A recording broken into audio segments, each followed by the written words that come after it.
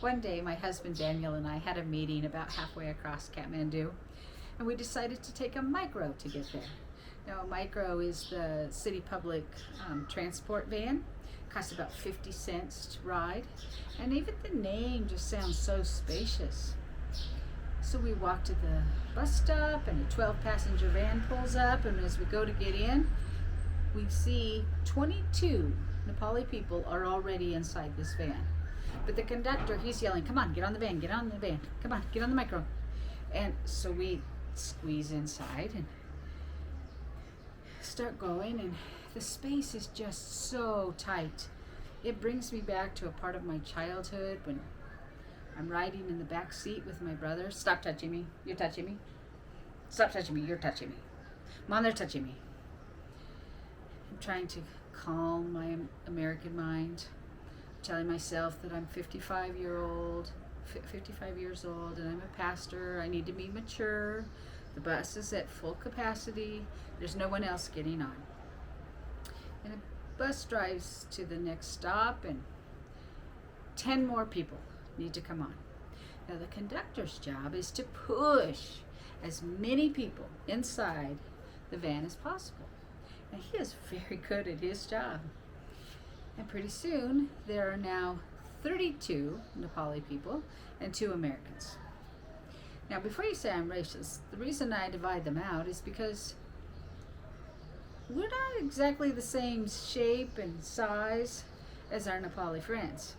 In fact, my 6'2" husband, his preferred mode of survival on this bus ride is to stand out on the running boards by the sliding door with the conductor, and they're hanging onto the luggage rack.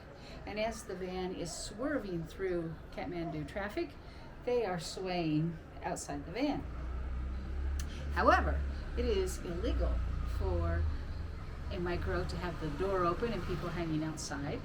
And so when we get to the police checkpoint, right before we get to the police checkpoint, they swoop inside and the conductor slams the door shut. At this point, everyone inside is just trying to concentrate on keeping their diaphragm, moving air in and out. And as we pass the police checkpoint, we're all just trying to look nonchalant, like, "No, officer, there's nothing going on here, nothing at all." As soon as we're past the police checkpoint, the conductor goes to open up the van door, and the handle breaks. We are all now trapped inside the micro. My body takes this opportunity to go thermonuclear. The hot flash I'm having is the baby sister to Chernobyl. I am generating heat and radiating it to my fellow passengers, and they are having a very uncomfortable look on their face. You know that uncomfortable look like when someone detects a gas leak? Oh no, that's just my husband that had an extra plate of dal bhat. So the driver gets out, and he's trying to fix the door, and he cannot. And so his solution to the problem is that we will each hurdle the bench seat up front, and we will go out the front door.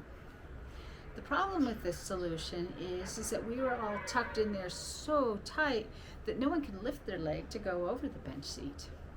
And so our alternative maneuver is to tuck and roll over the seat. Now, I really hope that some bystander decided to film our exit from this van, because if he took that film and just increased the speed by a little bit, I think we would have looked like a bunch of little minions exiting the clown car. Tuck and roll, tuck and roll, tuck and roll, freedom!